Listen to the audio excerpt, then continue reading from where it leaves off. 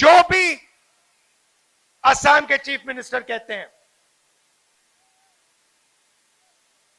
Ajmal order लेके 1 minute में कर देते हैं, चुनाव में उनकी मदद करते हैं। असम में कांग्रेस पार्टी बीजेपी और उसकी बी टीम अजमल के खिलाफ लड़ रही है। नमस्कार, इन खबर में आपका स्वागत है। कांग्रेस नेता राहुल गांधी अपनी भारत जोड़ो न्याय यात्रा के तहत कल पहुंचे थे असम के धुबरी में और वहां पर उन्होंने AIUDF प्रमुख बदरुद्दीन अजमल पर उन्होंने जम करके हमला बोला कि उनकी पार्टी बीजेपी की बी टीम है। हिमंता बिस्वा शर्मा जो कहते हैं वो बदरुद्दीन अजमल फॉलो करते हैं। सुनिए जरा वो कैसे वार कर रहे हैं बदरुद्दीन अजमल पर। ठीक वैसे ही जैसे ओवैसी से नहीं पटती, वैसे अब बदरुद्दीन अजमल भी उनके निशाने पर आ गए हैं। ये बात अलग है कि दोनों मिलकर के पिछला विधानसभा चुनाव लड़े थे। हम आपकी भाषा की रक्षा करते हैं, आपकी संस्कृति, आपकी हिस्ट्री, आपके जीने का तरीका, उसका हम रक्षा करते हैं। और वो असम पर आक्रमण कर रहे हैं। आखिरी बात आपसे कहना चाहता हूं, बीजेपी अकेले नहीं लड़ती है। बीजेपी का सबसे बड़ा पार्टनर अजमल जी हैं।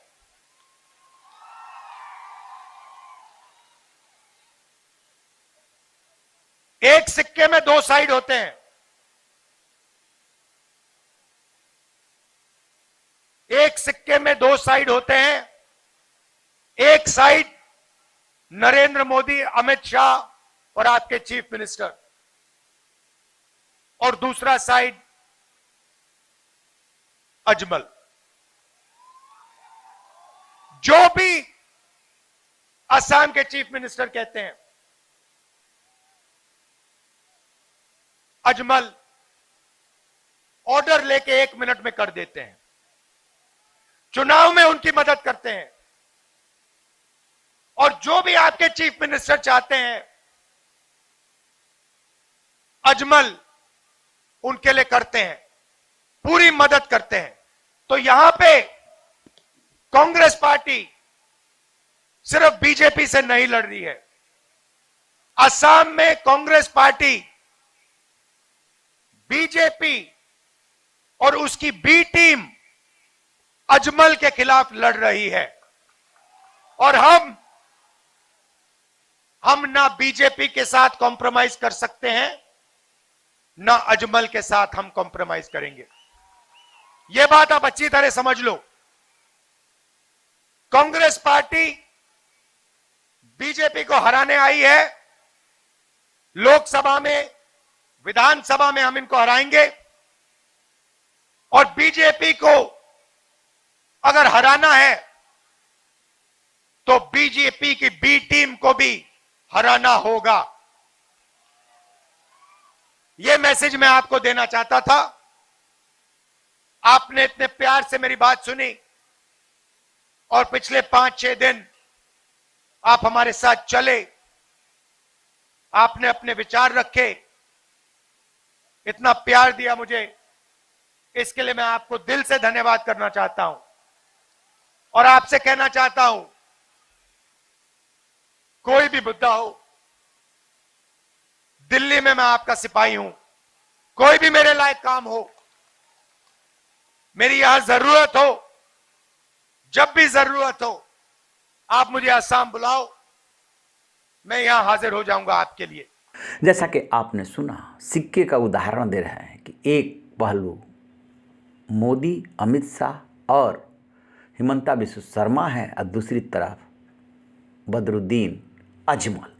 और अजमल जो बीजेपी कहती है उसी को फॉलो करते हैं। सीएम हिमंता बिस्वा शर्मा पर वो पहले से भ्रष्टाचार के आरोप लगाते रहे हैं, लिहाजा और ज़्यादा वो हमलावर हैं, क्योंकि गुवाहाटी में जिस तरीके से भीड़ ने बैरिकेडिंग को तोड़ा था, उसके बाद राहुल गांधी और कांग्रेस नेताओं पर हिमंता बिस्वा शर्मा ने करा दी थी FIR। इससे बढ़ गया था तनाव। लेकिन हिमंता बिस्वा शर्मा ने साथ में ये भी कह दिया था कि चुनाव से पहले वो गिरफ्तार नहीं करेंगे, चुनाव बाद कराएंगे गिरफ्तारी। खास बात यह है कि धुबरी में जो भीड़ उमड़ी उसको लेकर के हिमंता बिस्वा शर्मा ने भी मान लिया कि हाँ, वहां पर भीड़ थी, कांग्रेस वहां पर मजबूत है, क्योंकि खास वर्ग के लोग उस रैली में पहुंचे हुए थे। तो इनकी इस स्वीकारोक्ति को दूसरे नजरिए से देखा जा रहा है कि कांग्रेस वहां पर कुछ बेल्ट में मजबूत है और उन्होंने सही बात को स्वीकार किया है। लेकिन आगे चल कर के अभी टग ऑफ वार ये और ज़्यादा बढ़ेगा और अजमल कांग्रेस के प्रति हमलावर होंगे। तो बता दें कि धुबरी निर्वाचन क्षेत्र से